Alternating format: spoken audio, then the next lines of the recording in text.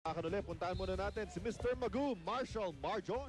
Richard, nabanggit mo na in Pure Foods last 2 games, nag-umpisa para sa kanila etong si PJ Simon. Pero sabi nga ni Coach Ryan, kaya daw naging ganon, kasi they have been coming out flat in their last few games. Pero naging problema, nagkakaroon sila ng pagkukulang ng firepower off the bench. Kaya naman ngayon, naibalik na si PJ, the coming off the bench ang role niya. And he's already contributed 8 points. Sabi din neto ni Coach Ryan Gregorio na he needs Chico Lanete, Roger Yap, and Ralimi to contribute more on the offensive end. Dinagdag pa niya na hindi naman daw siya concerned sa team standings. They just need to work on their game day by day. And with 5 games remaining coming into this game, they need to get their rhythm and string together more than back-to-back wins. Back to you guys. Well, so far, so good para dito kay Coach Ryan Gregorio. Coming off the bench nga, nasustain yung firepower niya because of Peter Jun Simon.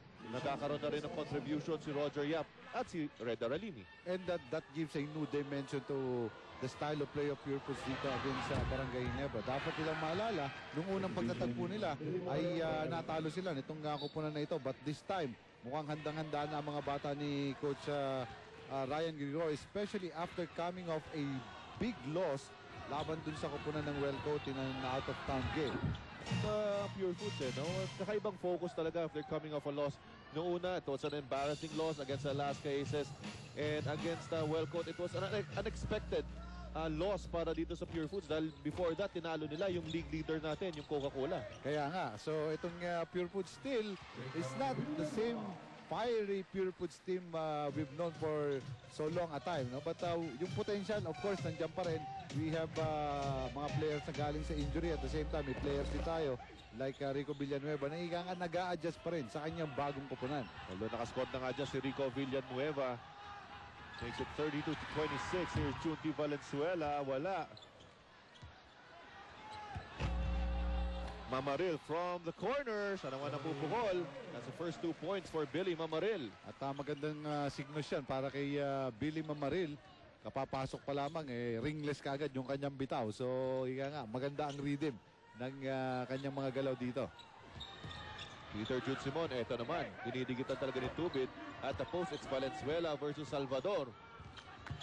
Simon kicks it out. John Dan, 3 seconds sa shot clock. Natapikan pa. At nakakuha na nga tuluyan ng Barangay Ginebra. Here's JJ Helderbrand to finish the fast break. At tuwa-tuwa si Chris Alexander because he was the one na nagsimula nung fast break play ng Barangay Ginebra. Ordinarily, rebound lang ang kanyang kukunin. Pero dito, he made some dribble to give it to JJ Helderbrand for the finish. And just like that, dikit na naman itong Barangay Ginebra. Missed by Ralimi. Here's Tubit. Tubit against Peter Jun Simon. May foul pa. Pumasok ang tira. And Tubit will just not be denied in that play. Hindi ipinilit ni Ronald Tubit. Biglang umapak siya sa preno. Hindi na alam ni PJ Simon ang kanyang gagawin doon. Makita mo, sabay sila nararatsa. Biglang tumigil ito at nakipagbanggaan muna. Parang may nakita pa lamok itong si Peter Jun Simon sa balikat nitong si Ronald Tubit.